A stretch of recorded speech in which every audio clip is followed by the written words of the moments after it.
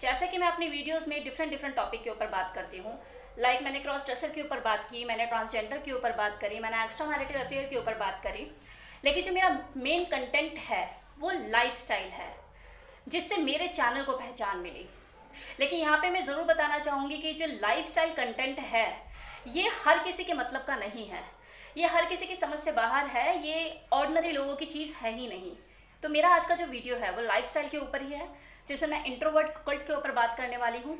तो जितने भी लोग जो आम लोग हैं, जो ब्रॉड माइंडेड नहीं हैं, उनसे एक खास रिक्वेस्ट है मेरी कि आप इस वीडियो को यहीं बंद कीजिए, इसे यहीं स्किप कीजिए। ये वीडियो आपके मतलब का नहीं है, क्योंकि जिन लोगों को एक्स्ट्रा मैरिटल अफेयर वाली जो मेरी वीडियो थी, जब वही सर के ऊपर से निकल गई तो लाइफस्टाइल कहाँ समझ में आने वाला है। तो जब मैं कोई जर्नल टॉपिक पे वीडियो बनाऊंगी जो लाइफस्टाइल से हटकर होगा, उस वीडियो को आप देखिएगा, आपको नोटिफिकेशन मिल जाएगा अगर आपने बेल आइकन पे प्रेस किया हुआ है। और अगर चलो बच्चों की वजह से बेल आइकन पे प्रेस नहीं किया हुआ लेकिन आप मेरी वीडियोस देखने का शौक रखते हैं, तो ये यूट्यूब वालों की सरदर्दी है, वो आपको सजेशन में मेरी वीडियो आपको सजेस्ट कर देंगे। So thank you so much मेरी इस वीडियो को स्किप करने के लिए। और जो लोग नहीं कर रहे हैं उनका तो कुछ किया ही नहीं जा सकता, क्योंकि उन्हें राय भी तो देनी है अपनी कमेंट सेक्शन में। जो मेरा आज का वीडियो है ये स्पेशली उन लोगों के लिए है जो लाइफस्टाइल को फॉलो करते हैं, या फिर जो कुकल्ड फैंटेसी को समझते हैं या फिर समझना चाहते हैं। लाइफस्टाइल में कुकल्ड का मतलब होता है वो हस्बैंड जो अपनी वाइफ को किसी दूसरे इंसान के साथ शेयर करता है और अपनी कुकल्ड फैंटेसी को एंजॉय करता है। अब ये उसकी खुद की मर्जी पे डिपेंड करता है कि वो छुप कर चीज़ें देखना चाहता है या फिर वो थ्रीसम एक्ट परफॉर्म करना चाहता है। बहुत सारे कुकल्ड ऐसे होते हैं जो कि माइंड से तो कुकल्ड होते हैं लेकिन प्रैक्टिकली चीज़ों को परफॉर्म नहीं करते। ये एक ऐसी वैरायटी पाई जाती है कुकल्ड में जिन्हें मेंटल कुकल्ड या फिर इंट्रोवर्ट कुकल्ड कहा जाता है। अगर मैं इंट्रोवर्ट कुकल्ड की बात करूँ तो इनकी जो इमेजिनेशन होती है वो इतनी हाई होती है। अगर मैं ये कहूँ कि इनकी जो सोच है वो 4G की स्पीड से भागती है तो गलत नहीं होगा, क्योंकि ये लोग अपनी इमेजिनेशन में उन चीज़ों को परफॉर्म कर लेते हैं और उस लेवल पे परफॉर्म कर लेते हैं जो कि एक कुकल्ड प्रैक्टिकली करता है। ये उसी कैटेगरी के लोग होते हैं जो कि जिंदगी भर मेंटल कपल्ड बन के रह जाते हैं और प्रैक्टिकली अपनी वाइफ को अपनी इस कपल्ड फैंटेसी के बारे में बोल ही नहीं पाते कि मैं तुम्हें सेक्सुअली परफॉर्म करते हुए किसी दूसरे इंसान के साथ देखना चाहता हूँ। और यही रीज़न है कि इनकी जो इमेजिनेशन होती है वो एक्सट्रीम लेवल पर पहुँच जाती है, क्योंकि प्रैक्टिकली तो कुछ कर नहीं रहे होते, तो इसलिए ये कंट्रोल नहीं कर पाते अपनी सोच पर। अब बात करते हैं कि दिलो दिमाग में इनके चलता क्या है, आखिर ये सोचते क्या हैं।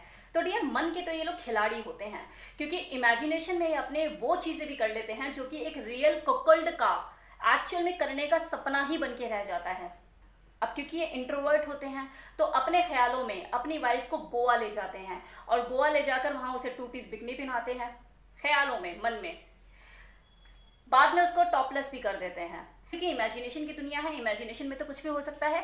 तो इन्हें बीच में ब्लैक मस्कुलर हंक भी मिल जाता है जिसके साथ अपनी वाइफ को शेयर करते हैं और थ्रीसम एक्ट परफॉर्म भी करते हैं। ये लोग थ्रीसम तो एंजॉय करते ही हैं अपनी इमेजिनेशन में, साथ में गैंग बैंग भी एंजॉय करते हैं। और गैंग बैंग एक ऐसी फैंटेसी है मैक्सिमम लोग एंजॉय करना चाहते हैं। मुझे कितने लोग इंस्टा पे मैसेज करते हैं और बोलते हैं कि मैम गैंग बैंग के ऊपर वीडियो बनाऊं। लेकिन जो इंट्रोवर्ट कुकल्ड होते हैं उनको किसी वीडियो की जरूरत नहीं रिया मल्होत्रा की, क्योंकि वो तो ऑलरेडी अपने माइंड में गैंग बैंग खेल ही रहा होता है। ये लोग जब भी कोई बी ग्रेड या सी ग्रेड मूवी देखते हैं तो उसमें उस एक्ट्रेस की बजाय वो अपनी वाइफ को इमेजिन करना शुरू कर देते हैं। और जो एक्ट्रेस उस मूवी में जो भी एक्ट परफॉर्म कर रही होती है उसकी जगह वो अपनी वाइफ को महसूस करके सेक्सुअली अराउज होते हैं।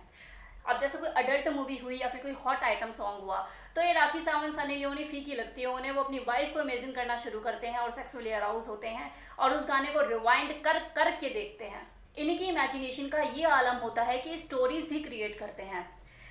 ये जो कुकल्ड हस्बैंड होते हैं इनका जो फेवरेट टाइम पास जो होता है वो यही होता है अपनी इमेजिनेशन में अपनी फैंटेसी को जीना। ये खुद से इमेजिन करने लग जाते हैं कि हाँ, जो मेरी वाइफ है वो कोई बी ग्रेड या सी ग्रेड फिल्म की हीरोइन है और उसे काम नहीं मिल रहा है और वो किसी डायरेक्टर या प्रोड्यूसर के साथ कॉम्प्रोमाइजिंग सेक्स कर रही है जिसे ये देख रहे हैं।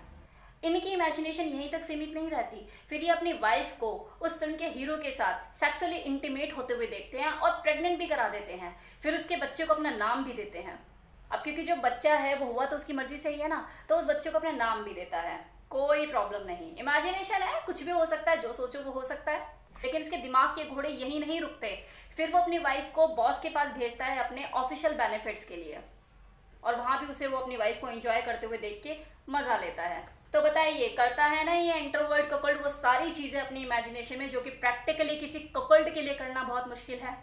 इंट्रोवर्ट कुकल्ड सोसाइटी में बहुत ही सीधे साधे सज्जन टाइप जो व्हाइट कॉलर पुरुष होते हैं ना, वैसे लगते हैं और होते भी हैं बेचारे, क्योंकि ये प्रैक्टिकली चीज़ों को परफॉर्म करने में इनकैपेबल होते हैं। ये बस मन ही मन में इमेजिनेशन करते हैं, दिमाग के घोड़े दौड़ाते हैं और बाथरूम में जाके मैस्टरबेट कर लेते हैं।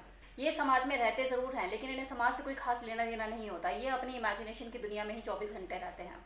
मैक्सिमम केसेस में ये देखा गया है कि जो कपल्ड हस्बैंड होते हैं, इनकी इरेक्शन में थोड़ी प्रॉब्लम होती है, जिसकी वजह से इन्हें अपनी वाइफ के सामने शर्मिंदा भी होना पड़ता है। लेकिन जब ये मेंटली चीज़ों को इमेजिन करना शुरू करते हैं तो इनके जेनिटल में बहुत तेज़ी से इरेक्शन होता है। अब यहाँ पे मैं एक चीज़ बोलना चाहूँगी कि ये जो इंसान है इस धरती पे सुख लेने के लिए पैदा हुआ है, चाहे वो खाने का सुख हो, कपड़े पहनने का सुख हो या फिर सेक्स का सुख हो। जब किसी इंसान को 2 वक्त की रोटी नहीं मिलती तो वो मेहनत करता है अपना पेट भरने के लिए, उसे भूख लगी होती है। जब कपड़े नहीं मिलते पहनने के लिए तो वो एफर्ट्स करता है और अपनी हैसियत के हिसाब से चीज़ों को खरीद के अपना तन ढकता है।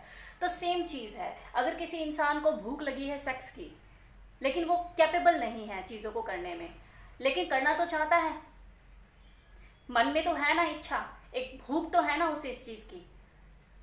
अब एक तरफ तो उसका इरेक्शन होता नहीं है जल्दी से, लेकिन अगर इरेक्शन हो जाए तो उस लेवल पर चीज़ों को परफॉर्म नहीं कर पाता जिस तरह से करना चाहिए। तो कहीं ना कहीं वो अपने तरसते हुए मन से नहीं रह जाता।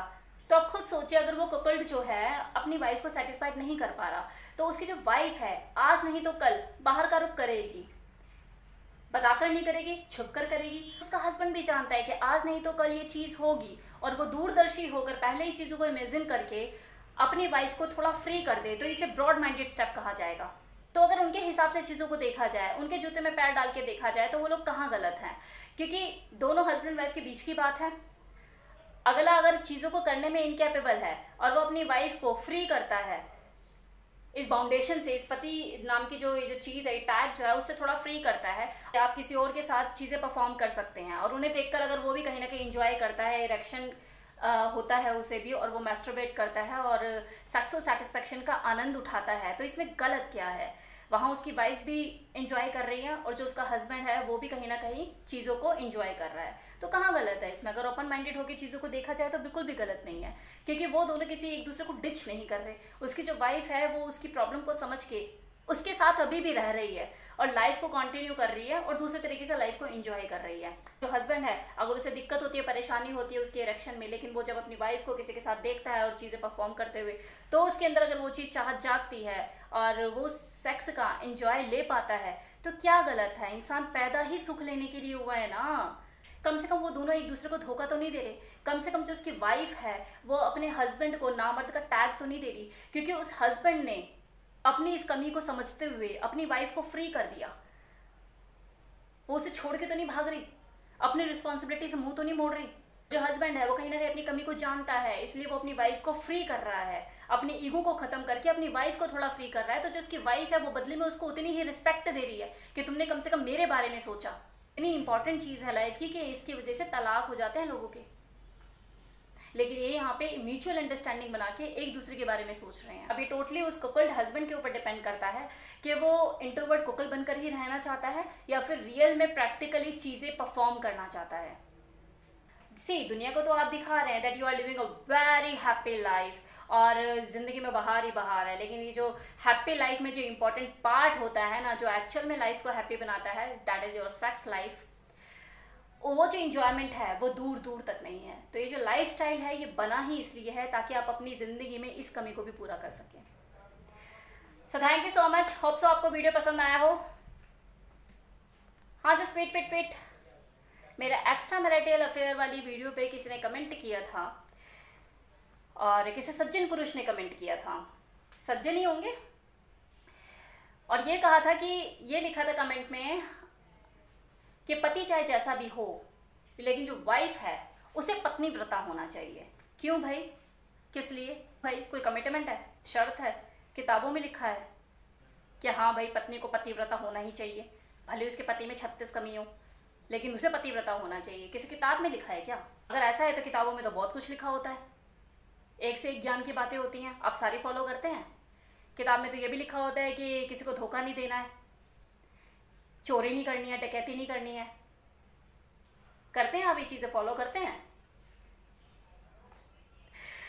मैं भी पोस्ट ग्रेजुएट हूँ, मैंने भी बथेरी किताबें पढ़ी हैं। इन कंक्लूजन तो यही निकलता है कि किताबों से ज़्यादा ज़िंदगी में ज़्यादा सीखने को मिलता है। So thank you so much, thanks for watching this video. मिलते हैं नेक्स्ट वीडियो में किसी नई इन्फॉर्मेशन के साथ। Thank you so much.